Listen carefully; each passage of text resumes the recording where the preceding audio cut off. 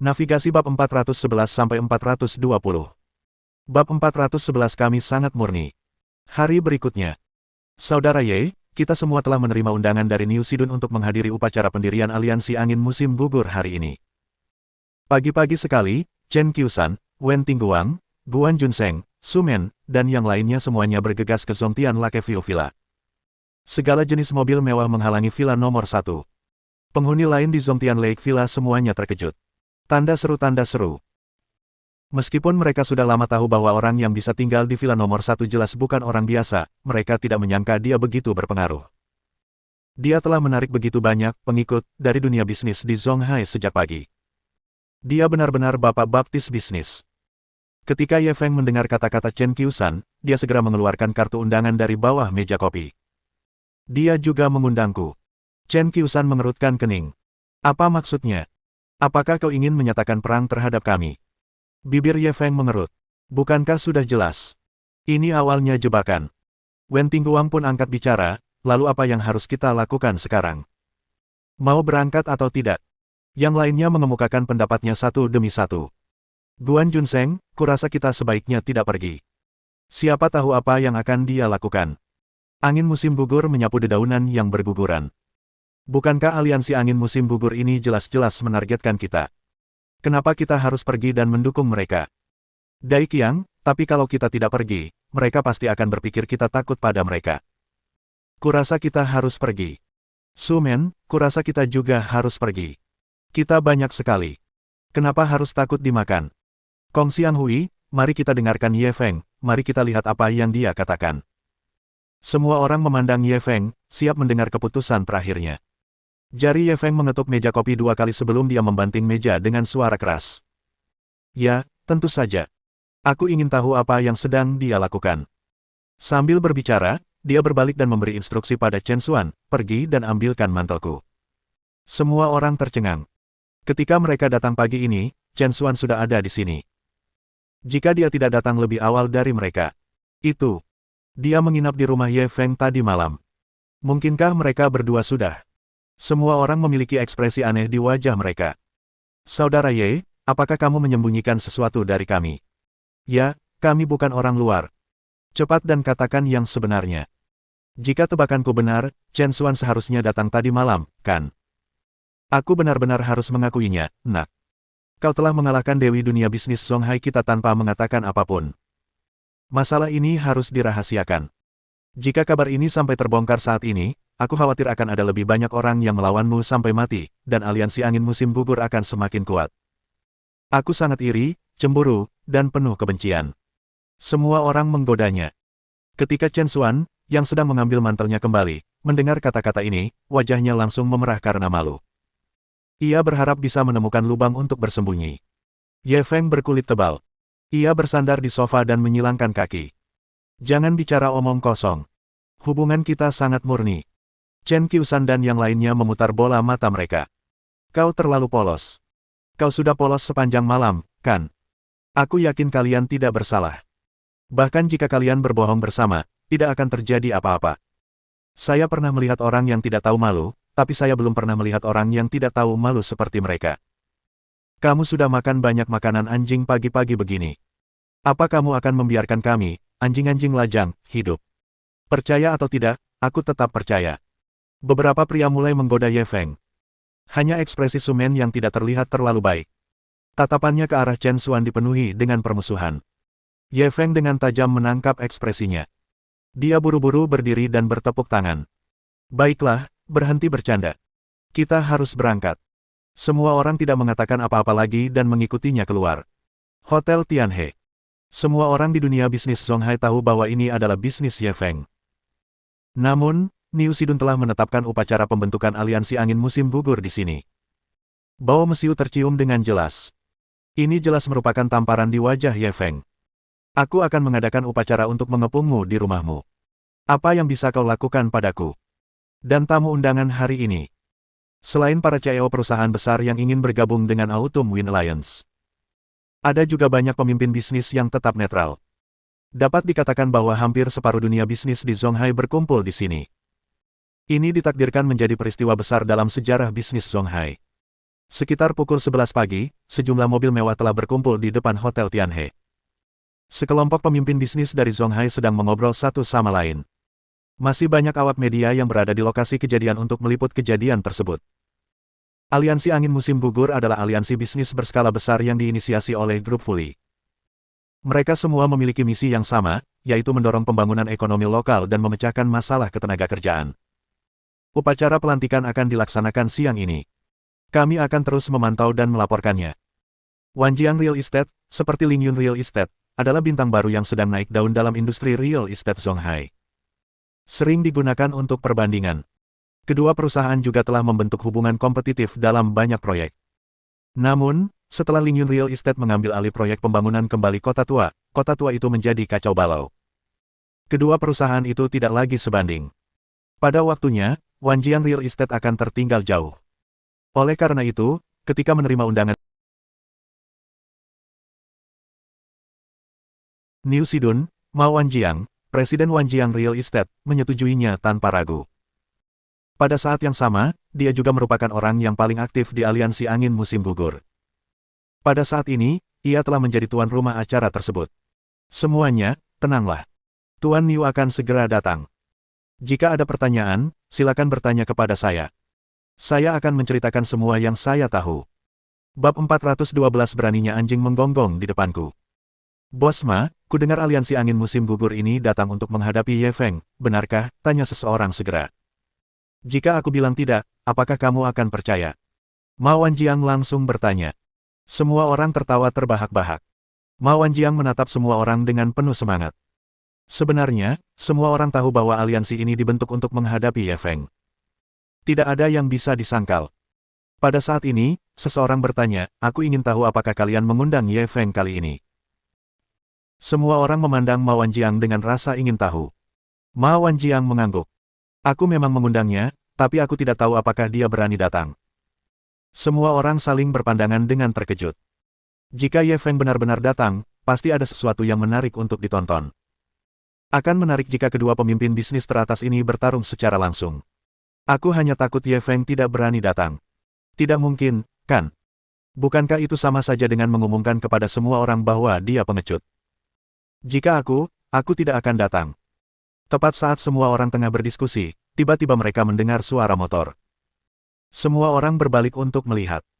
Mereka melihat konvoi besar perlahan mendekat. Mobil yang terdepan adalah Lincoln hitam. Mengikutinya dari dekat adalah Rolls-Royce, Maybach, dan serangkaian mobil mewah lainnya. Jajaran mewah seperti itu sebanding dengan perjalanan seorang kepala negara. Hal itu langsung menarik perhatian semua orang. Tepat ketika semua orang penasaran tentang asal-usul orang-orang ini, pintu mobil mewah ini terbuka serempak. Para pria dan wanita elit keluar dari mobil satu demi satu. Orang-orang ini semua memiliki temperamen yang luar biasa. Setiap gerakan mereka memancarkan aura superior. Pria muda di depan. Bahkan ada sedikit kesan kekanak-kanakan di wajahnya. Pengusaha pemula inilah yang berani melawan bapak bisnis, Niu Sidun. Ye Feng. Itu adalah pertama kalinya banyak orang melihatnya. Mereka kurang lebih terkejut. Bukankah orang ini terlalu muda? Dia lebih muda dari kebanyakan anak-anak mereka. Mereka mendengar bahwa pihak lainnya adalah mahasiswa tahun pertama. Dia benar-benar mampu bersaing langsung dengan legenda bisnis, Niu Sidun. Sekalipun pada akhirnya dia gagal, itu sudah merupakan kekalahan yang gemilang. Presiden Chen, kita bertemu lagi. Ketika Ma Wanjiang melihat Chen Xuan, dia langsung menyapanya. Sekelompok orang mengikutinya dari belakang. Dia tampak seperti orang penting dalam dunia bisnis. Ma Wanjiang, ku dengar kau juga bergabung dengan apa yang disebut aliansi Angin Musim Gugur. Ketika Chen Xuan menghadapi orang luar, dia sekali lagi mengembalikan citranya sebagai CEO wanita yang dingin dan menyendiri. Ma Wanjiang tidak menghindar. Ia langsung mengangguk dan mengakui, benar. Jika Presiden Chen tidak memberiku jalan keluar, maka aku hanya bisa mengikuti Tuan Niu untuk mencari nafkah. Chen Xuan langsung mencibir. Kau benar-benar tahu cara membalas. Saat kita menawar, aku berinisiatif mencarimu untuk bekerja sama, tapi kau menolakku. Setelah kita menang, kau ingin bagi hasil. Apa ada hal baik seperti itu di dunia? Ma Wanjiang merasa malu dengan teguran publiknya. Chen Xuan memang datang mencarinya saat itu. Dia juga menjelaskan bahwa dia ingin bekerja sama dengan Wanjiang Real Estate untuk mengajukan penawaran. Namun, ia tidak ingin menyinggung Cinda Corporation saat itu. Di sisi lain, ia membenci Ling Yun Real Estate karena dianggap terlalu lemah. Namun, dia tidak pernah menduga Ling Yun Real Estate akan menjadi kuda hitam dan keluar dari pengepungan yang ketat. Dia langsung menyesalinya. Dia segera menemukan Chen Xuan lagi, ingin mendapatkan bagian kue. Namun, Chen Xuan menolaknya tanpa ampun. Dalam kemarahannya, dia berbalik bergabung dengan kubu Niu Sidun. Ekspresi Ma Wanjiang berubah jelek saat pihak lain mengungkit masa lalunya. Baiklah, sudahlah. Aku yakin kau tahu tujuan awal aliansi angin musim gugur kita. Benar, tujuannya adalah untuk menghadapimu. Apa kau takut sekarang? Ekspresi semua orang berubah drastis. Ma Wanjiang ini benar-benar sombong. Dia berani menantang Ye Feng. Apakah dia benar-benar mengira bahwa dia tidak perlu takut hanya karena ada Niu Sidun yang mendukungnya? Semua orang memandang Ye Feng, takut dia akan menjadi gila saat itu juga. Namun, Ye Feng tidak menunjukkan kemarahan di wajahnya, ia hanya tersenyum. Anjing piaraan berani menggonggong di depanku. Ekspresi wajah Ma Wanjiang berubah jelek. Lagi pula, dia adalah orang kaya baru di industri real estate Zonghai. Sekarang, dia disebut anjing piaraan. Ini sungguh penghinaan besar. Sebelum dia sempat membalas, Ye Feng memotongnya dan melanjutkan, Niu Sidun benar-benar tua dan linglung. Dia benar-benar ingin menggunakan gerombolan sepertimu untuk melawanku. Kalian ini, sekumpulan ayam tanah liat dan anjing tembikar, apakah kalian layak menjadi musuhku? Perkataannya sangat mendominasi, samar-samar memperlihatkan aura kesombongan. Mereka yang siap bergabung dengan aliansi angin musim gugur semuanya marah dengan kata-katanya. Ye Feng, kamu terlalu sombong. Orang lain takut padamu, tapi kami tidak. Anak muda, kau sudah membuat publik marah. Apa kau tidak mau minta maaf kepada kami? Kau terlalu sombong. Surga akan menghukummu. Kami menegakkan keadilan atas nama surga. Petik 2. Ma Wanjiang mengangkat tangannya dan menekan ke bawah, menyebabkan suara-suara gaduh itu langsung menghilang. Ye Feng, kamu mungkin tidak tahu rencana kami, tapi aku tidak takut memberitahumu. Setelah aliansi kita terbentuk, semua industri hulu dan hilir akan terhubung dan sumber daya akan dibagi. Singkatnya, hanya ada satu tujuan, yaitu mengepung dan memusnahkan semua industri di bawah bendera Anda. Ma Wanjiang berbicara dengan bangga. Ia menatap Ye Feng lagi. Sekalipun kita gerombolan, kalian bukan Nesa, dan kalian tidak punya 3 kepala dan 6 lengan. Bahkan jika kita harus membuang-buang energi kita, kita akan menghabiskanmu sampai mati, hahaha. Ketika semua orang mendengar rencana mereka, ekspresi mereka berubah drastis. Tampaknya Niu Sidun serius kali ini. Hal ini sebenarnya memungkinkan perusahaan-perusahaan ini mengakses semua sumber daya mereka. Jika demikian halnya, maka seluruh usaha Ye Feng akan berada dalam bahaya. Lagi pula, perusahaannya masih independen dan tidak dapat berbagi sumber daya. Mereka dengan mudah dikalahkan satu persatu. Bahkan Chen Xuan, Su Men, Dai Qiang, dan yang lainnya sedikit khawatir. Jika aliansi angin musim gugur ini benar-benar terbentuk dengan sukses, maka mereka pasti akan menghadapi serangan seperti angin dan hujan musim gugur. Apakah mereka dapat bertahan hidup atau tidak masih belum diketahui. Bab 413 Aku tak akan membiarkan siapapun dari kalian lolos. Ketika orang-orang dari aliansi angin musim gugur melihat ekspresi mereka, mereka menjadi semakin bangga. Hahaha, kalau kamu takut, belum terlambat untuk menyerah. Kami murah hati dan bisa menyelamatkan nyawa kalian, tapi kalian harus memberi kami sebagian dari keuntungannya. Menyerah adalah pilihan yang bijaksana. Setidaknya kau bisa menyelamatkan nyawamu. Karena kau berani menjadikan Tuan Niu musuh, membiarkanmu hidup saja sudah sangat lunak. Tanda seru. Yang bermarga Ye, mari kita lihat berapa hari kamu bisa bertahan, haha. Mereka memandang Ye Feng dan yang lainnya seperti domba yang menunggu untuk disembelih. Mereka sangat puas dengan diri mereka sendiri. Tatapan Ye Feng perlahan menyapu orang-orang ini, dan senyum muncul di wajahnya. Sebaiknya kalian berdoa agar Niu Sidun tertawa terakhir. Kalau tidak, begitu aku menang, aku tidak akan membiarkan kalian lolos. Ma Wanjiang dan yang lainnya tertawa lebih keras. Hahaha, aku takut sekali. Tuan Ye, tolong jangan lepaskan aku. Aku mohon padamu. Merupakan suatu kehormatan bagi kami untuk dibenci oleh Anda, Tuan Ye, hahaha. Menolak bersulang hanya untuk minum kerugian, Ye Feng, jika kau terus bersikap sombong, akhirmu pasti akan sangat menyedihkan. Semakin sombong kamu sekarang, semakin sengsara kamu nantinya. Setelah menang. Apa kau menang? Berhenti melamun. Ayo, pukul aku. Semua orang sangat yakin dengan aliansi angin musim gugur. Mereka sama sekali tidak peduli dengan ancaman Ye Feng. Ye Feng tersenyum dingin. Dia berjalan ke samping dan mencari kursi untuk diduduki. Chen Qiusan dan yang lainnya juga duduk di belakangnya. Sekarang, suasana terbagi menjadi 3 kubu.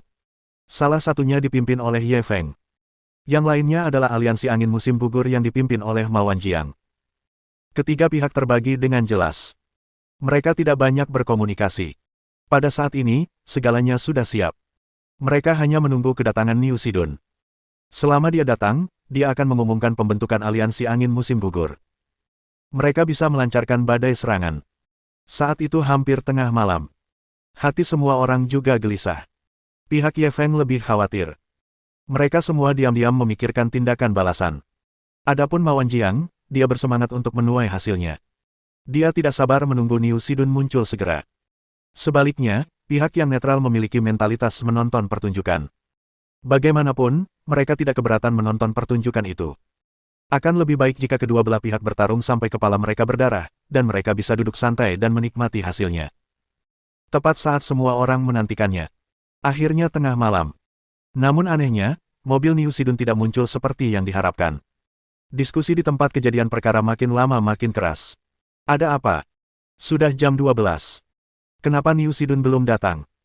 Ya, secara logika, dia seharusnya tidak terlambat untuk upacara pendirian yang sepenting itu. Apakah dia mengalami kecelakaan? Bukankah ini terlalu kebetulan? Aliansi angin musim gugur akan segera dibentuk, tetapi dia harus mengalami kecelakaan saat ini. Kurasa tidak. Dia pasti tertunda sesuatu, kan? Kita lihat saja nanti. Sementara semua orang bingung, waktu sudah menunjukkan pukul 12.30 siang. Niu Sidun masih tidak muncul. Pada saat ini, semua orang yang hadir tidak bisa lagi duduk diam. Jika dikatakan dia terlambat 10 atau 8 menit, itu masih dapat dimaafkan. Namun, dia sudah terlambat lebih dari setengah jam. Itu tidak masuk akal. Kegelisahan mulai menyebar di hati para anggota aliansi angin musim gugur. Mengapa Tuan Niu belum datang? Ya, banyak sekali orang yang menunggu di sini. Ini lelucon, ya. Kalau dia bahkan tidak bisa datang tepat waktu ke upacara pendirian aliansi, bukankah benar kalau kita ini sekelompok mafia? Bos Ma, kenapa kamu tidak menelepon dan mendesaknya? Ekspresi Ma Wanjiang tidak terlalu bagus. Saya sudah menelepon sejak lama, tapi tidak ada yang mengangkat. Ketika semua orang mendengar ini, mereka menjadi semakin cemas. Namun, tidak ada jalan lain. Suasana di sisi Ye Feng berbeda. Semua orang menatap Ye Feng dengan rasa ingin tahu. Kak Ye, menurutmu apa yang sedang dimainkan Niu Sidun? Kenapa dia belum datang? Benar. Secara logika, situasi seperti itu seharusnya tidak terjadi karena dia sudah membuat keributan besar. Mungkinkah Niu Sidun sudah tua, linglung, dan salah ingat tanggal, haha. Seharusnya tidak begitu. Mungkin mobilnya melaju ke arah yang salah. Ye Feng mendengarkan ejekan semua orang, senyum muncul di wajahnya. Bagaimana kalau dia jatuh ke air dan tenggelam? Semua orang mengerutkan bibir ketika mendengar ini. Saudara Ye, kamu terlalu berlebihan. Kamu seharusnya tidak mengutuk orang lain seperti ini. Benar. Kita memang bersaing, tapi bagaimana bisa kau bilang begitu tentang dia? Jika dia benar-benar tenggelam, itu bagus, tapi bagaimana mungkin? Ye Feng bercanda, jangan terlalu serius. Saat semua orang sedang mengobrol dan tertawa. Tiba-tiba, mereka melihat sebuah Mercedes-Benz hitam melaju kencang ke arah mereka. Dia di sini, seru seseorang. Semua orang berdiri dan menatap mobil itu. Orang-orang dari aliansi angin musim gugur begitu gembira hingga mereka hampir melompat. Mereka sangat gugup tadi. Mereka takut Niu Sidun akan mengalami kecelakaan dan menimpa mereka. Sekarang, tampaknya kekhawatiran ini tidak perlu. Adapun Ye Feng dan yang lainnya, ekspresi mereka menjadi gelap. Apa yang seharusnya terjadi telah terjadi. Karena mereka tidak bisa bersembunyi, mereka hanya bisa bertarung. Tepat saat semua orang menunggu Niu Sidun keluar dari mobil. Pada saat ini, pintu mobil terbuka dan seseorang melompat keluar. Tapi itu bukan Niu Sidun. Itu adalah salah satu ajudan kepercayaannya. Begitu dia keluar dari mobil, dia berlutut di tanah dengan suara keras. Dia meratap sambil mengeluarkan ingus dan air mata. Mobil Tuan Niu kehilangan kendali, tercebur ke sungai, tidak ada mayat yang tersisa.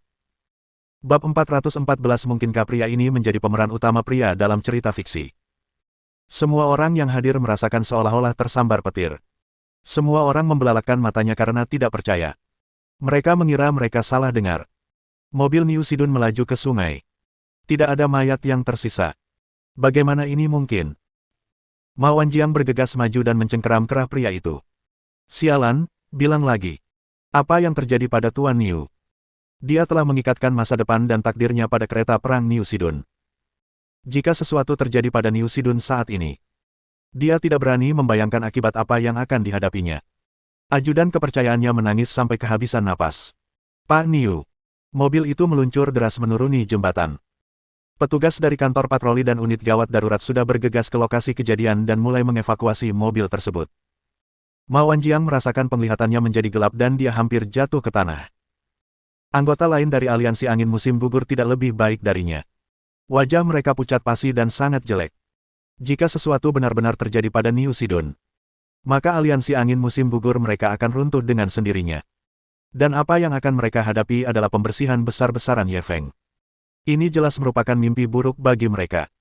Sekarang, mereka hanya bisa berharap agar Niu Sidun secara ajaib selamat. Sekalipun kemungkinannya sangat kecil, ini adalah harapan terakhir mereka. Mereka yang tetap netral merasa sulit mempercayainya. Niu Sidun adalah bapak baptis bisnis di Provinsi Guangdong Selatan. Dia telah berkecimpung di dunia bisnis selama puluhan tahun dan tidak pernah kalah. Bagaimana dia bisa mengalami kemalangan seperti itu dengan mudah? Ini benar-benar mustahil. Adapun Ye Feng dan yang lainnya, ceritanya berbeda. Semua orang menatap Ye Feng dengan ekspresi aneh. Ye Feng baru saja mengatakan bahwa Niu Sidun mungkin jatuh ke air dan tenggelam. Mereka tidak menyangka dia benar-benar jatuh ke air. Apakah ini suatu kebetulan, atau... Kak Ye, kok kamu tahu Niu Sidun bakal jatuh ke air? Pasti bukan kamu. Chen Qiusan menatap Ye Feng dengan gugup. Jika benar-benar Ye Feng yang melakukannya, dia telah menyebabkan kematian tak disengaja seorang tokoh penting dalam dunia bisnis. Sekalipun ia dapat lolos dari hukuman hukum, ia juga pasti akan diboikot dan ditekan oleh seluruh dunia bisnis.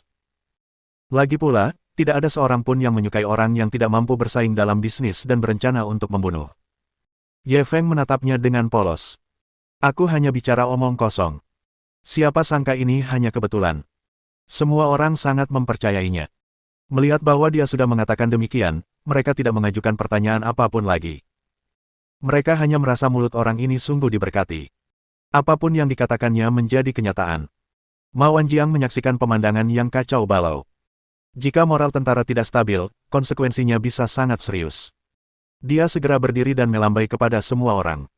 Semuanya, harap tenang. Saya yakin Tuan Niu pasti akan membalikkan keadaan. Upacara pembentukan aliansi hari ini akan tetap berjalan seperti biasa.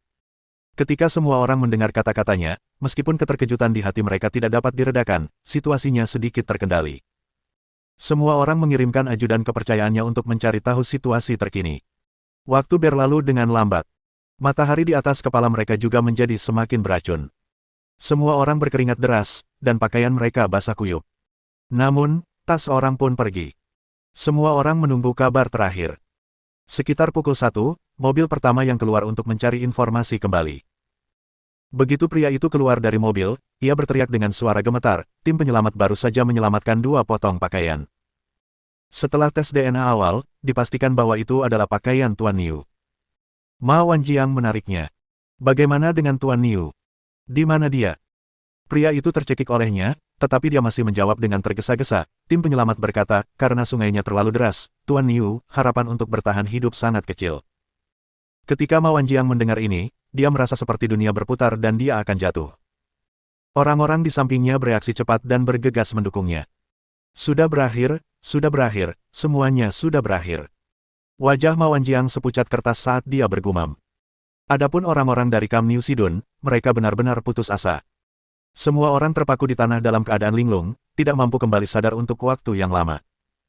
Siapa yang mengira situasi akan berubah secara tiba-tiba? Aliansi mereka akan segera terbentuk. Mereka hendak mencaplok bisnis Ye Feng. Kemenangan sudah di depan mata mereka.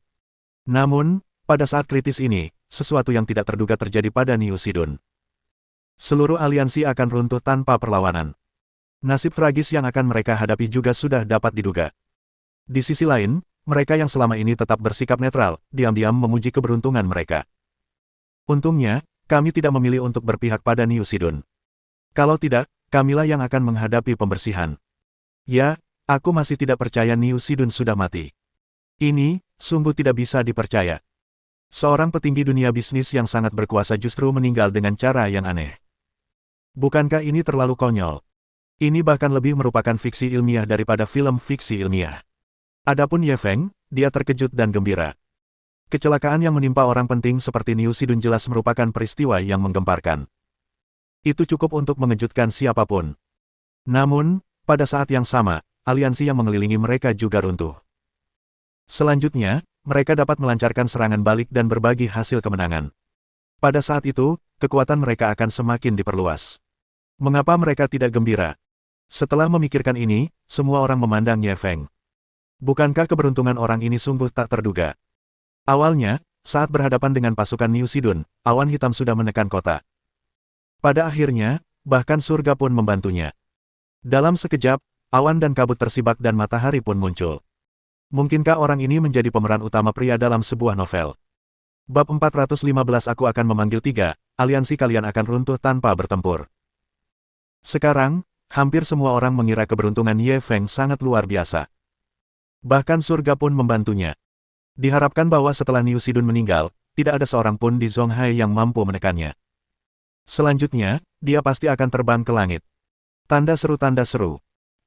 Ma Wanjiang menggertakkan giginya dan berdiri lagi. Apapun yang terjadi pada Tuan Niu, aliansi ini harus tetap terjalin. Apakah Anda setuju? Situasi saat ini jelas. Begitu Ye Feng benar-benar naik tahta, apa yang menanti mereka adalah pembersihan yang kejam. Ia tak ingin berdiam diri dan menunggu kematian. Ia ingin berjuang terakhir kalinya. Setelah aliansi angin musim gugur berhasil didirikan, bahkan tanpa Niu Sidun, mereka masih dapat membentuk sejumlah kekuatan pertahanan diri. Setidaknya, Ye Feng tidak berani bertindak gegabah. Yang lain tentu saja memikirkan hal ini dan mengangguk setuju. Saya setuju. Meskipun Tuan Niu sudah tiada, masih ada Presiden Ma. Kita akan mendengarkan Presiden Ma di masa mendatang. Saya juga setuju. Di masa depan, Bos Ma akan menjadi pemimpin aliansi kita. Kami akan mendengarkan Anda. Ye Feng, jangan terlalu senang. Bahkan tanpa Niu Sidun, kami tidak takut padamu. Bukankah dia hanya sedikit beruntung? Apa masalahnya?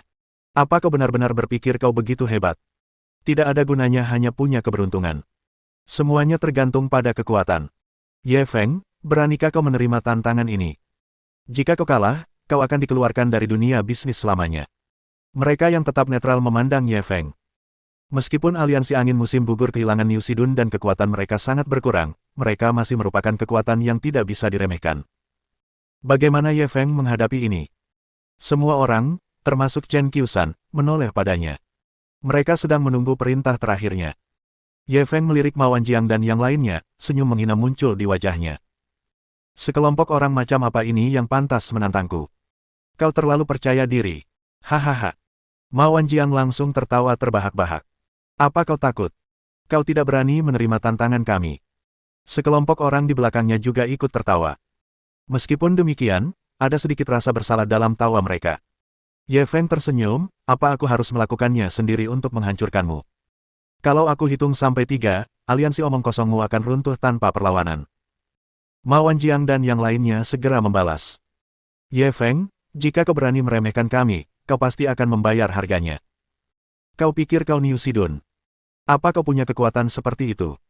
Ada batasnya seberapa banyak kau bisa pamer. Apa kau pikir kita akan runtuh tanpa perlawanan hanya dengan meneriakkan 3 angka? Siapa yang memberimu keberanian? Kalau kau sebut 3 angka dan aliansi kita tidak runtuh, kau akan meninggalkan dunia bisnis. Berani. Ye Feng tidak peduli dengan keributan mereka. Ia perlahan meneriakkan sebuah angka. 1. Pada saat ini, termasuk mereka yang netral, mereka semua merasa bahwa Ye Feng terlalu sombong. Ye Feng ini terlalu sombong. Dia benar-benar bilang akan memanggil 3 orang dan membuat aliansi angin musim gugur runtuh tanpa perlawanan. Meskipun aliansi angin musim gugur tidak memiliki Niu Sidun, mereka tetap merupakan kekuatan yang tidak bisa diremehkan. Apakah dia pikir dia tak terkalahkan di Zonghai tanpa Niu Sidun? Ketika anak muda memiliki prestasi, mereka mudah menjadi sombong. Cepat atau lambat, mereka akan menderita kerugian besar. Ye Feng juga mengabaikan bisikan orang-orang ini. 2. Bahkan Chen Qiushan dan yang lainnya merasa dia sedikit berlebihan. Tidak peduli seberapa kuatnya dirimu. Sekalipun aliansi mereka terbuat dari kertas, aliansi itu tidak akan begitu rapuh. 3. Saat Ye Feng meneriakkan angka ketiga, Tiba-tiba, suara dua mesin terdengar dari jauh. Tak lama kemudian, beberapa mobil dinas berpelat putih dan berkepala merah terlihat melaju kencang. Semua orang tidak peduli dengan kata-kata Ye Feng. Mereka pikir dia hanya membual. Akan tetapi, saat mereka melihat pemandangan ini, semua orang membelalakkan mata mereka karena tidak percaya. Ini, apa yang terjadi? Tepat ketika semua orang bingung, pintu mobil dinas terbuka, dan sekelompok personel berseragam keluar. Ambil alih kendali orang-orang ini. Jangan biarkan satu pun dari mereka pergi. Pria parubaya yang memimpin menunjuk kelompok Ma Wanjiang dan memberi perintah. Personel berseragam segera menyerbu ke depan dan mengepung aliansi angin musim gugur. Ma Wanjiang bergegas maju dan bertanya, siapa kalian? Kejahatan apa yang telah kami lakukan? Apa hak kalian untuk menangkap kami? Unit Investigasi Ekonomi dan Unit Investigasi Kriminal bekerja sama. Saya Ketua Tim Investigasi Kriminal, Qin Che, ini Ketua Tim Investigasi Ekonomi, Liang Yuan. Mohon bekerja sama dan jangan bertindak gegabah. Pria parubaya itu menunjukkan identitasnya kepada Ma Wanjiang dan yang lainnya.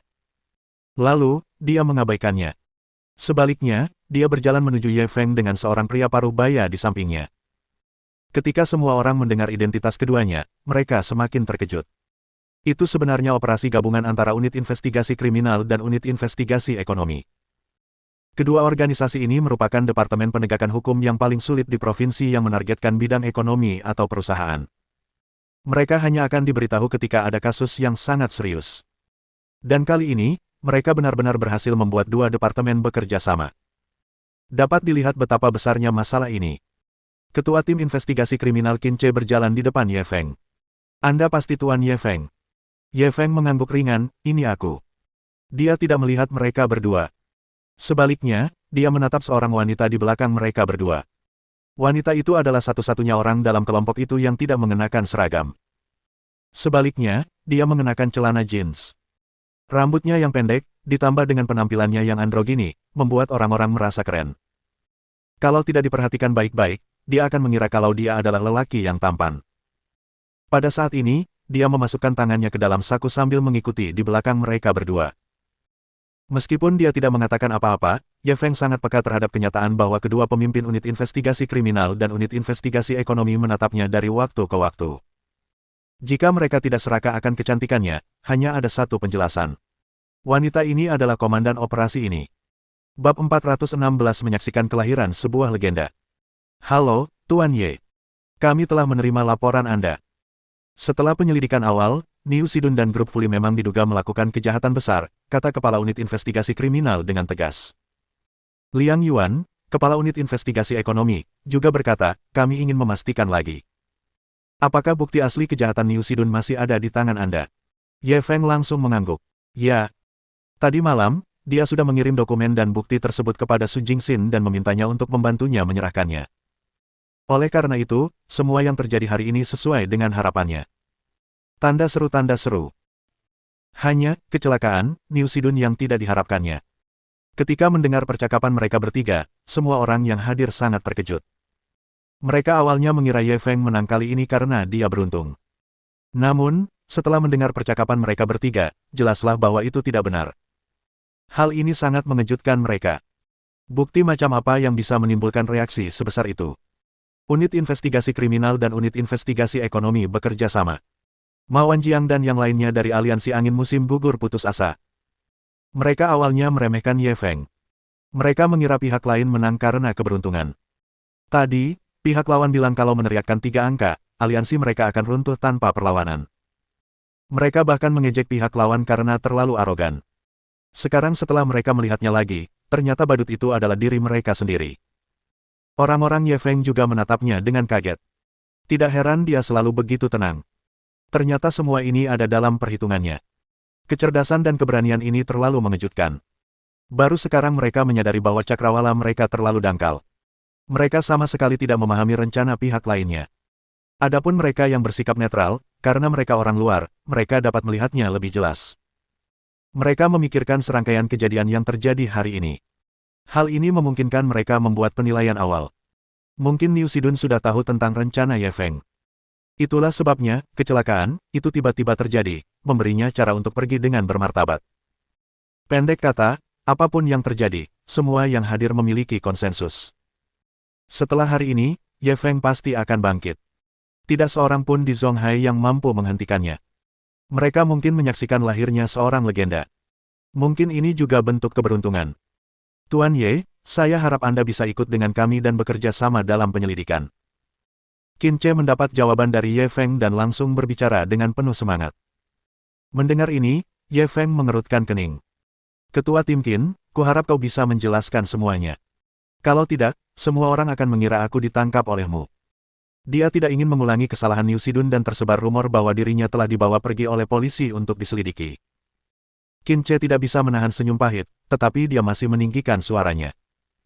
Bapak Ye, sebagai warga negara yang sah, telah melaporkan kegiatan ilegal Niu Sidun dan Fully Group kepada kami. Kami dengan sungguh-sungguh mengundang Bapak untuk bekerja sama dengan kami dalam penyelidikan. Setelah penyelidikan selesai, Bapak dapat pergi kapan saja. Ye Feng merasa puas. Tentu. Lalu, ia berbalik dan memberi instruksi kepada bawahannya, kalian kembali dulu. Aku akan segera kembali. Chen Xuan, Su Men, Wen Tingguang, dan yang lainnya semuanya mengangguk. Setelah kejadian ini, kekaguman mereka terhadap Ye Feng tidak dapat diungkapkan dengan kata-kata. Oleh karena itu, tidak ada yang keberatan dengan pengaturannya. Setengah jam kemudian, Ye Feng mengikutinya ke kantor ketua tim investigasi kriminal. Tuan Ye, silakan duduk, kata Qin Che sambil membawakan secangkir teh. Sekarang, di seluruh kantor, hanya dia dan Ye Feng yang tersisa. Hanya ada kepala unit investigasi ekonomi, Liang Yuan, dan gadis berjins. Ye Feng mengambil cangkir itu dan menyesapnya perlahan. Kalau ada pertanyaan, silakan. Qin Che mengeluarkan pena perekam. Tuan Ye, apakah Anda keberatan jika kami merekam percakapan kami? Ye Feng mengangguk. Tentu. Qin Che menyalakan pena perekam dan bertanya, dari mana Tuan Ye mendapatkan semua bukti itu? Mo Chong memberikannya padaku. Mo Chong. Putra Mo Chao Sheng, yang kabur dari penjara 2 hari lalu. Ya. Mengapa dia memberimu bukti sepenting itu? Dia datang kepada saya dan meminta saya untuk mengantarnya dengan selamat ke dermaga. Sebagai balasannya, dia memberi saya bukti ini. Kudengar kalian berdua pernah berkonflik sebelumnya. Kenapa dia langsung mencarimu setelah kabur dari penjara? Karena Niu Sidun ingin membunuhnya. Akulah satu-satunya yang tidak takut menyinggung Niu Sidun. Niu Sidun ingin membunuhnya. Apa kau punya bukti? Dia sendiri yang mengatakannya padaku. Aku tidak punya bukti. Tuan Ye, masalah ini terkait dengan titik mencurigakan kematian Mo Chong. Bisakah Anda bertanggung jawab atas kata-kata Anda? Percakapan saya dengannya seharusnya direkam oleh perekam mobil. Saya bisa memberikan videonya saat itu. Baiklah, pertanyaan selanjutnya. Qin Che dan Liang Yuan mengajukan banyak pertanyaan. Baru setelah Ye Feng menceritakan semua yang diketahuinya dan menyerahkan USB yang berisi bukti kejahatan Niu Sidun dan Fully Group, mereka berdua pergi dengan perasaan puas. Saat ini, di kantor, hanya Ye Feng dan gadis berjins yang tersisa. Ye Feng ingin bertanya padanya apakah dia punya pertanyaan lainnya. Pada saat itu, gadis itu tiba-tiba menendang. Dia diam-diam menyerangnya. Bab 417 mungkin Niu Sidun masih hidup. Ye Feng saat ini sedang duduk di sofa. Tendangan gadis itu ditujukan ke kepalanya. Tendangannya tajam dan ganas. Jelas sekali dia seorang ahli. Namun, Ye Feng tidak mempedulikan hal ini. Dia perlahan mengambil cangkir teh dan membawanya ke mulutnya. Tanda seru, tanda seru. Pada saat yang sama, dia mengulurkan tangannya yang lain untuk mencegat. Gerakannya tampak elegan, tetapi sebenarnya secepat kilat. Bang! Tendangan keras gadis itu langsung terhenti. Terkejut, dia segera menarik kembali kakinya dan mengubah gerakannya. Tapi Ye Feng tidak memberinya kesempatan ini. Dia meraih pergelangan kakinya dan menariknya ke arahnya. Kecepatan reaksi gadis itu cukup cepat. Salah satu kakinya terjepit. Kaki lainnya langsung melayang ke udara dan menendang sisi lain kepalanya. Ye Feng meletakkan cangkir tehnya. Tangannya yang lain segera terulur. Dia dengan tepat meraih pergelangan kakinya yang lain. Lalu, dia mengayunkannya ke bawah. Dia melemparkannya ke sofa. Gadis itu terkejut dan langsung ingin bangun. Tapi Ye Feng sudah mengerjakannya. Dia langsung menekannya ke bawah. Tangan dan kaki gadis itu ditahan olehnya dan dia tidak bisa bergerak sama sekali. Tubuhnya yang berat menekan wanita itu, membuatnya makin sulit bernapas. Dasar, cabul, nyahlah. Pada saat ini, dia dipenuhi rasa malu dan marah. Postur mereka saat ini sungguh tidak sedap dipandang. Ye Feng mengamatinya dengan saksama. Sejujurnya, penampilan gadis ini terlalu cantik. Bahkan jika dibandingkan dengan kecantikan Chen Xuan dan Su Men yang tiada taraf, dia tidak kalah. Selain itu, dia memiliki kecantikan androgini yang langka. Dingin dan pemalu, dua temperamen yang tidak cocok, sebenarnya menyatu dengan sempurna di tubuhnya. Itu memiliki pesona yang unik. Kau yang menyerangku duluan. Aku hanya dipaksa untuk membalas. Bagaimana mungkin aku bisa jadi berandalan? Ye Feng memperlihatkan senyum nakal. Aku hanya menguji kemampuanmu. Aku tidak ingin menyakitimu, gadis itu buru-buru menjelaskan. Pada saat yang sama, tubuhnya terus berputar dan berjuang. Kamu, jangan bergerak. Ye Feng sedikit malu saat tubuhnya terus berputar. Gadis itu langsung bereaksi. Wajahnya begitu merah hingga hampir meneteskan darah. Dia mendorongnya menjauh. Dia segera bangkit dan melarikan diri. Bajingan busuk. Dia menatapnya dengan mata indahnya. Kalau saja dia tidak benar-benar tidak bisa mengalahkannya, dia benar-benar ingin maju dan menghajar lelaki itu hingga babak belur. Beraninya dia memperlakukannya seperti itu. Betapa tercelanya. Namun, di saat yang sama, gadis itu diam-diam terkejut. Bagaimana mungkin pihak lain begitu kuat? Dia bahkan lebih baik dari bos. Berapa usianya? Jika dia diberi waktu beberapa tahun lagi, seberapa kuatkah dia nantinya? Ye Feng menyilangkan kakinya dengan canggung. Bolehkah aku bertanya, siapa kau? Kenapa kau mengujiku? Gadis itu segera mengeluarkan kartu identitasnya dan melambaikannya di depannya. Cheng Feier, anggota unit keamanan. Informasi yang kami terima menunjukkan bahwa Anda pernah mengalahkan ahli karate Jepang, Duan Jiangliu, jadi saya ingin menguji kekuatan Anda yang sebenarnya. Ketika Ye Feng mendengar kata-kata, unit keamanan, dia terkejut. Sejauh pengetahuannya, ini adalah departemen yang sangat misterius yang berada tepat di dalam tembok merah. Mereka menangani masalah-masalah penting seperti kontra intelijen dan perlindungan rahasia negara. Dia tidak menyangka mereka akan muncul di Zonghai. Namun, dia hanya sedikit terkejut. Dia tidak menjual rahasia negara apapun, jadi tentu saja dia tidak takut pada rahasia negara. Kau ingin menguji kekuatanku yang sebenarnya. Kau sudah menemukannya. Dia perlahan-lahan bersandar di sofa dan mengambil cangkir tehnya untuk menyesapnya. Cheng Feier merasa sangat dipermalukan. Bukankah dia menanyakan hal yang sudah jelas? Dia sudah takluk hanya dalam satu ronde. Bagaimana mungkin dia bisa menguji kekuatan sejatinya? Baiklah, mari kita mulai. Saya ingin menanyakan beberapa pertanyaan lagi. Dia memasukkan tangannya ke dalam saku dan bersandar di meja, menatap Ye Feng. Bukankah kamu baru saja bertanya? Ye Feng sedikit tidak sabar. Itu hasil interogasi dari unit investigasi kriminal dan unit investigasi ekonomi. Berikut ini hasil interogasi dari unit keamanan. Kalian tidak berhak menolak dan harus bekerja sama, kata Cheng Feier dengan arogan. Baiklah, silakan. Ye Feng mengangkat bahu dan mengangguk tanpa daya. Seberapa banyak yang kamu ketahui tentang Niu Sidun? Dia adalah jurumudi di balik layar grup Fully dan sosok legendaris di dunia bisnis. Apalagi, orang ini kejam dan tidak bermoral untuk mencapai tujuannya. Apalagi, kalau begitu, berdasarkan bukti, orang ini telah melakukan banyak kejahatan. Dia telah melakukan kejahatan, pembunuhan, dan perampokan. Tidak ada lagi. Tidak lagi. Cheng Feier melihat bahwa dia sepertinya tidak berbohong, jadi dia langsung terkekeh. Pemahamanmu tentang Niu Sidun hanya dangkal. Orang ini, bahkan lebih mengerikan dari yang kau kira. Ye Feng mengerutkan bibirnya dengan acuh tak acuh. Memangnya kenapa kalau itu mengerikan? Bukankah dia sudah mati? Cheng Feier menggelengkan kepalanya. Tapi kami tidak berhasil menemukan jasadnya. Bagi unit keamanan, kami tidak bisa menyimpulkan dia sudah meninggal tanpa melihat jasadnya. Ye Feng sedikit mengernyit. Maksudmu Niu Sidun mungkin belum mati? Cheng Feier mengangguk. Kita tidak bisa mengesampingkan kemungkinan ini. Mungkin juga dia sudah diberitahu sebelumnya dan tahu kita akan bertindak hari ini, jadi dia sengaja melakukan trik ini. Ye Feng sedikit marah. Bagaimana kau bisa merahasiakannya? Aku sudah memberimu bukti, jadi kenapa kau membocorkan berita itu? Cheng Feier merentangkan tangannya tanpa daya. Tidak ada tindakan yang bisa 100% rahasia. Niu Sidun memiliki latar belakang yang sangat kuat, dan tidak ada yang bisa menjamin bahwa itu tidak akan bocor. Sambil berbicara, ia tersenyum lagi. Dan aku sudah bilang itu hanya kemungkinan. Mungkin Niu Sidun benar-benar mati, dan kau bisa tenang saja.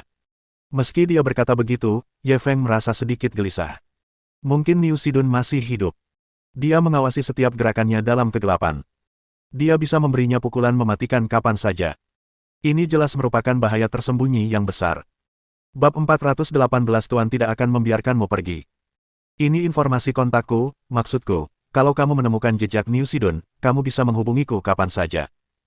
Chen Feier menulis nomor telepon di kertas dan menyerahkannya. Ye Feng meliriknya dan melemparkannya ke tempat sampah. Kamu. Masalah ini menyangkut keselamatanmu. Kuharap kamu bisa menanganinya dengan serius. Chen Feier mengerutkan kening saat melihat tindakannya. Tanda seru. Aku sudah hafal. Mau kuulangi? Tanya Ye Feng sambil tersenyum. Dengan ingatannya saat ini, mudah baginya untuk mengingat nomor telepon. Baiklah, itu saja yang ingin kukatakan. Chen Feier tidak mengatakan apapun lagi. Ye Feng segera berdiri dan hendak pergi. Pada saat ini, teleponnya tiba-tiba berdering. Ide penelepon menunjukkan bahwa itu adalah nomor yang tidak dikenal. Dia mengerutkan kening, namun tetap mengangkat telepon. Pada saat yang sama, dia menekan tombol perekaman. Ye Feng, beraninya kau menyerahkan dokumen itu ke unit investigasi kriminal. Tuan tidak akan membiarkanmu lolos. Tunggu saja badai balas dendam. Suara mekanis terdengar dari telepon. Jelaslah bahwa pengubah suara digunakan. Setelah mengatakan itu, dia langsung menutup telepon. Ye Feng segera berbalik menatap Chen Feier. Tanpa menunggu dia berbicara, Chen Feier sudah mengangkat walkie-talkie. Ye Feng baru saja menerima telepon ancaman. Segera lacak dan temukan nomor ini. Ye Feng tidak dapat menahan diri untuk tidak memahami lebih jelas tindakan gadis ini. Benar saja, dia cepat. Chen Feier memberi perintah dan menatap Ye Feng lagi. Jangan khawatir, kami akan melakukan yang terbaik untuk melindungi keselamatan informan itu. Di saat yang sama, kalian harus lebih waspada. Jika Niu Sidun masih hidup, dia bisa mengancam keselamatan kalian kapan saja. Ye Feng tidak dapat menahan senyum ketika mendengar ini. Aku tidak menganggapnya serius saat dia muncul di permukaan. Sekarang dia bersembunyi di balik bayangan, tidak ada yang perlu dikhawatirkan. Tidak apa-apa kalau dia tidak mencari masalah denganku. Kalau iya, aku pasti akan mengirimnya ke neraka. Ketika Chen Feier mendengar kata-katanya, dia tidak dapat menahan diri untuk tidak terdiam. Niu Sidun menjadi sumber masalah bagi unit keamanan. Jika bukan karena bukti konklusif kali ini, mereka tidak akan berani bertindak gegabah. Tapi Ye Feng tidak peduli padanya. Hal pertama yang ia rasakan adalah pihak lain terlalu sombong. Namun, ketika dia memikirkan kejadian ini, dapat dikatakan bahwa Ye Feng telah memaksa Niu Sidun ke dalam situasi putus asa sendirian. Ditambah lagi dengan keterampilan pihak lain yang tidak normal, hal itu tampak begitu masuk akal. Apapun yang terjadi, mudah untuk menghindari tombak yang terbuka, tetapi sulit untuk melindungi diri dari panah di kegelapan. Kau berada di tempat terbuka sementara dia di kegelapan. Jika kau butuh bantuan, segera hubungi aku. Ye Feng menerima pengingatnya dan tiba-tiba teringat sesuatu. Oh ya, aku punya sesuatu yang butuh bantuanmu. Chen Feier tak kuasa menahan senyum. Kau benar-benar tahu cara memanfaatkan situasi. Katakan padaku, ada apa? Saya ingin bertemu Jiang Bingkun. Jiang Bingkun. Kenapa kamu ingin menemuinya? Ketika Chen Feier mendengar ini, dia sedikit terkejut. Ye Feng melihat keraguannya dan bertanya, ada yang ingin kutanyakan padanya. Kenapa? Apa ini merepotkan?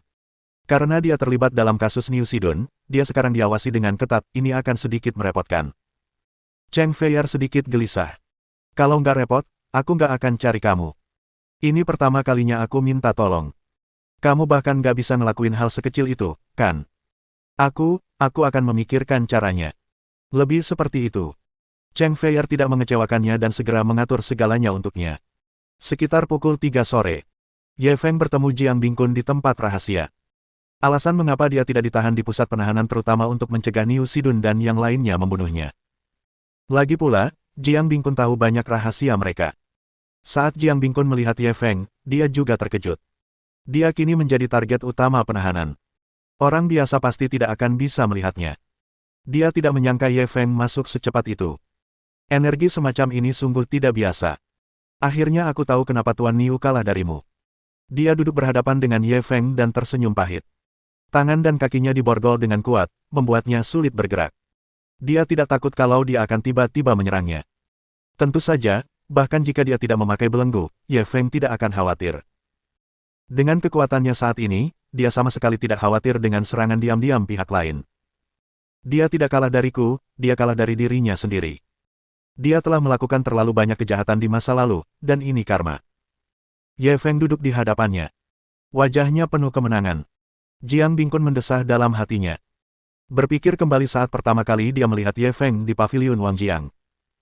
Pada saat itu, Niu Sidun merupakan partai yang dominan secara absolut. Adapun Ye Feng, dia hanyalah sosok yang tidak dikenal. Saat itu, jika ada yang mengatakan bahwa ia akan memenangkan pertempuran melawan Niu Sidun, ia pasti telah kalah. Dia mungkin akan diperlakukan seperti orang bodoh oleh semua orang, bukan? Hanya dalam beberapa hari saja, situasi telah mengalami perubahan besar. Tuan Niu yang dulunya sangat sombong, kini tidak diketahui lagi apakah ia masih hidup atau sudah meninggal. Dan karakter minor itu menjadi pemenang akhir. Dapat diprediksi bahwa dalam waktu dekat, kekuatan pihak lain akan maju pesat. Dia akan menjadi penguasa sejati dunia bisnis. Ini benar-benar lelucon. Kenapa kau datang menemuiku? Kalau kau ingin aku mengkhianati Tuan Niu, kusarankan kau segera menyerah pada rencana ini. Mustahil. Jiang Bingkun langsung memblokir kata-katanya, tidak memberi kesempatan kepada pihak lain untuk berbicara. Ye Feng mendengar ini dan tersenyum tipis. Kamu benar-benar setia pada Niu Sidun. Jiang Bingkun tersenyum bangga. Tentu saja, Tuan Niu menyelamatkan hidupku. Tentu saja, aku harus membalasnya dengan nyawaku. Ye Feng mengangkat kepalanya dan menatapnya. Lalu, apakah kau tahu bahwa Niu Sidun sudah mati? Senyum di wajah Jiang Bingkun membeku, dan matanya melebar karena tidak percaya. Apa katamu? Tuan Niu sudah meninggal. Omong kosong. Ini tidak mungkin. Pada akhirnya, dia pun berdiri dan meraung. Bab 419 Lokasi Fragmen Peta Harta Karun Rahasia Raja Siang. Ye Feng awalnya ingin menguji Jiang Bingkun, untuk melihat apakah dia tahu tentang kematian Niu Sidun sebelumnya. Melihat betapa gelisahnya dia mungkin tidak tahu. Pada saat itu, dua pengawal bersenjata segera datang dan menahannya. Jaga perilakumu. Jiang Bingkun akhirnya tenang, tetapi dia masih menatap Ye Feng. Tanda seru. Benarkah yang Anda katakan, Tuan Niu, dia? Ekspresi Ye Feng tenang. Apa kau pikir aku perlu berbohong padamu? Pagi ini, mobil Niu Sidun terbalik dari jembatan. Tentu saja, jasadnya belum ditemukan. Dia mungkin masih punya kesempatan untuk selamat. Jiang Bingkun tertawa getir. Menurutmu, apakah ada kemungkinan selamat setelah melompat dari jembatan? Ye Feng terus menatap ekspresinya. Emosi sekilas apapun tak luput dari tatapannya. Akan tetapi, dia tidak melihat sesuatu yang aneh pada wajah pihak lainnya. Tampaknya Niu Sidun memiliki banyak rahasia yang tidak diceritakannya. Jiang Bingkun dapat dikatakan sebagai ajudannya yang paling terpercaya, tetapi dia tidak diberitahu. Niu Sidun ini sebenarnya seekor rubah tua. Saya datang ke sini hari ini terutama untuk menanyakan sesuatu kepada Anda. Apa itu? Kudengar Niu Sidun punya 3 peta harta karun Raja Siang. Di mana sekarang? Ye Feng menjelaskan niatnya. Mendengar pertanyaannya, Jiang Bingkun langsung gugup. Kenapa kau mencari peta harta karun Raja Siang? Bibir Ye Feng mengerucut. Kau tak perlu khawatir. Kau hanya perlu memberitahuku lokasi ketiga pecahan itu. Jiang Bingkun menghindari tatapannya. Aku tidak tahu. Ye Feng menyipitkan matanya. Benarkah? Jiang Bingkun memalingkan wajahnya, tidak mau berbicara lagi. Ye Feng mendengus dingin. Tiba-tiba dia berdiri dan berjalan mendekat. Kekuatannya begitu besar sehingga kepala Jiang Bingkun hancur dan darah mengalir keluar. Pembunuhan. Tolong. Selamatkan aku. Jiang Bingkun berteriak sambil memohon bantuan dari 2 penjaga bersenjata. Akan tetapi, keduanya tidak menoleh ke samping, seolah tidak mendengar keributan itu. Jiang Bingkun tercengang saat melihat ini. Dia sekarang menjadi anggota penting dalam tahanan. Mustahil bagi orang lain untuk mendekatinya. Dan Ye Feng tidak hanya bisa masuk, dia juga bisa melakukan apapun yang dia inginkan. Dia sudah dipukuli sampai sedemikian rupa, namun tidak ada seorang pun yang keluar untuk menghentikannya. Ye Feng menempelkan kepalanya ke dinding. Kusarankan kau jujur. Niu Sidun sudah mati. Tak seorang pun layak mendapatkan kesetiaanmu. Kalau kau tidak jujur, kau bisa pergi ke neraka dan menyimpan rahasiamu. Jiang Bingkun tercengang. Ya, Niu Sidun sudah meninggal. Apa gunanya menyimpan rahasia-rahasia ini?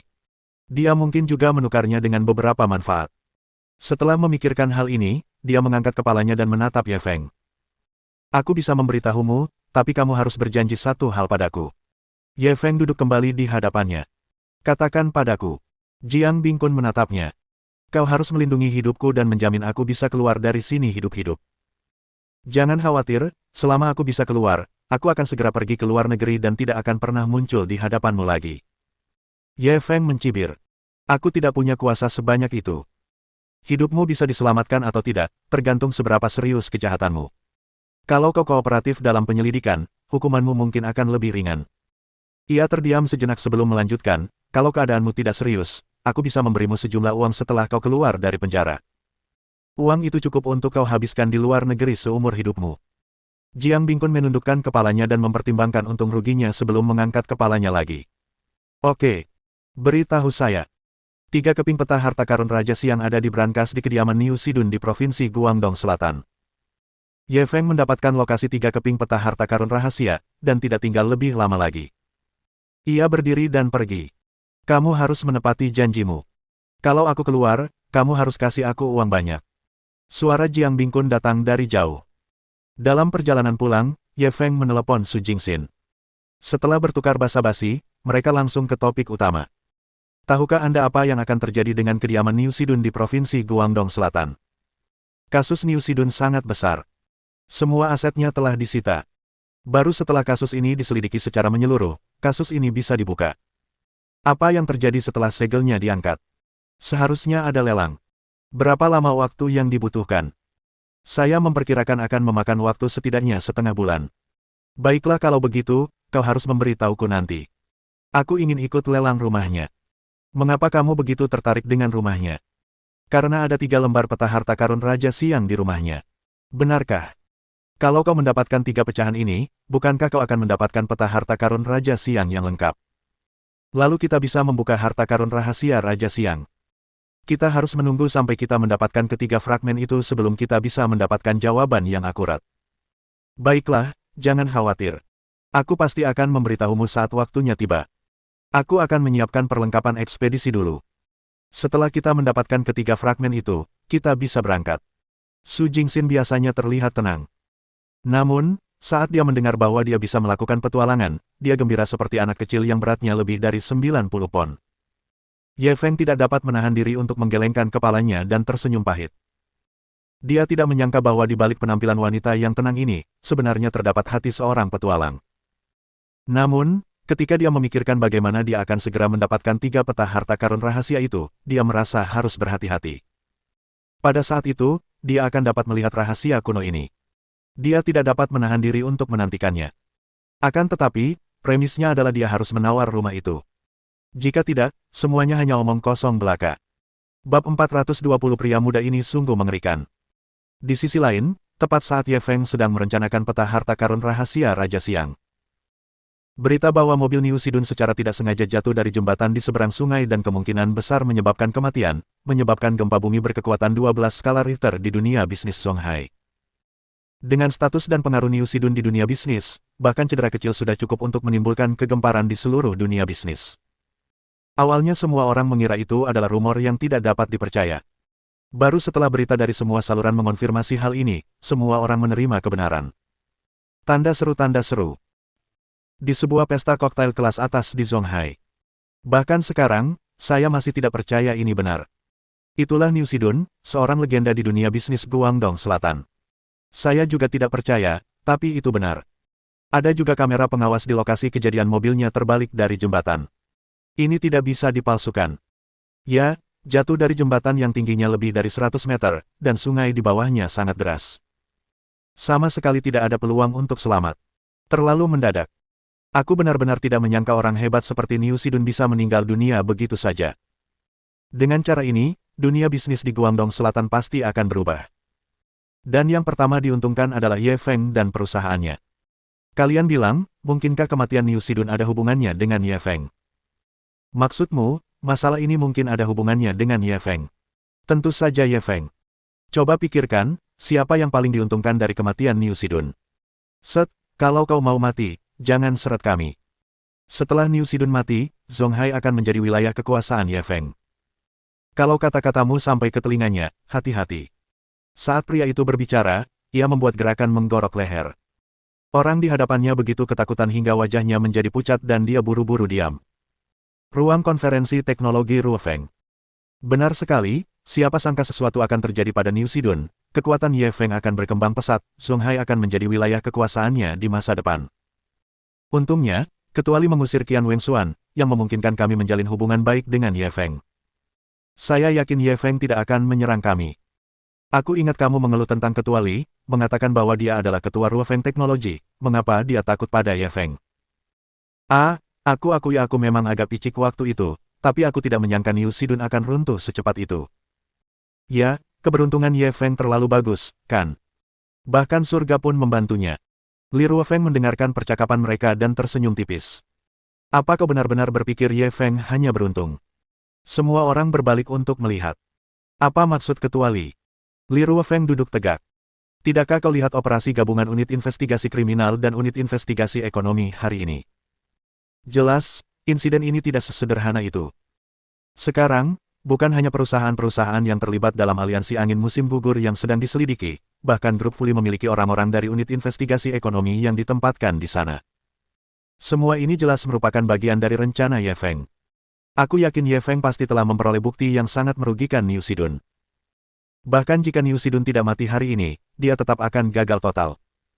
Semua orang merasa analisisnya masuk akal. Saya pikir analisis Ketua Li sangat benar. Tapi buktinya apa? Dia benar-benar bisa membuat Niu Sidun bunuh diri. Itu pasti bukti yang bisa menentukan hidup atau matinya. Bahkan mungkin lebih serius dari ini. Itulah kenapa dia bertindak ekstrim seperti itu. Ye Feng ini benar-benar pintar. Dia bahkan berhasil mendapatkan bukti seperti itu. Dulu kita meremehkannya. Pemuda ini terlalu menakutkan. Setelah kejadian ini, Ye Feng akan bangkit dan tak seorang pun di Zonghai akan mampu menghentikannya. Li Ruofeng menggebrak meja. Aku ingat perusahaan kita punya kerjasama dengan Jiushu Design, kan? Seseorang langsung menjawab, benar. Kami meminta perusahaan mereka untuk mendesain iklan tahun lalu. Hasilnya cukup bagus, tetapi kontraknya akan berakhir dalam beberapa bulan. Li Ruofeng mengangguk. Saya akan pergi ke perusahaan desain Jiushu besok untuk bernegosiasi langsung dengan mereka. Kami akan menandatangani semua iklan kami untuk 10 tahun ke depan. Biaya desainnya akan menjadi harga tertinggi di pasaran. Semua orang terkejut ketika mendengar ini. Biasanya, ketika perusahaan mereka memilih perusahaan periklanan untuk bekerja sama, mereka akan membiarkan beberapa perusahaan periklanan berpartisipasi dalam penawaran, dan kemudian memilih paket terbaik dan harga terendah. Selain itu, biasanya ditandatangani setahun sekali. Sekarang, Li Ruofeng telah memutuskan untuk menyerahkan desain iklan untuk 10 tahun ke depan kepada Jiushu, dan bahkan secara langsung menawarkan harga tertinggi di pasar. Ini adalah hadiah yang sangat besar. Kalau di waktu lain, mereka pasti akan sangat keberatan. Namun sekarang, mereka merasa itu wajar saja. Ruofeng Teknologi telah menjalin hubungan baik dengan Ye Feng. Tidak akan terlalu mendadak untuk menunjukkan niat baik sekarang. Agaknya, Ye Feng juga akan menghargai bantuan ini. Mohon dukungan dari omom ante-ante sekalian, buat subscribe atau sharekan novel Mimin ke Facebook kalian, agar channel Mimin bisa terus berkembang. Dengan begitu, Mimin bisa lebih semangat untuk up novel seru lain ke depannya. Sekiranya ada kebutuhan buat subback, silakan inbox Mimin atau tuliskan di kolom komentar, Mimin dulukan dengan ucapan terima kasih.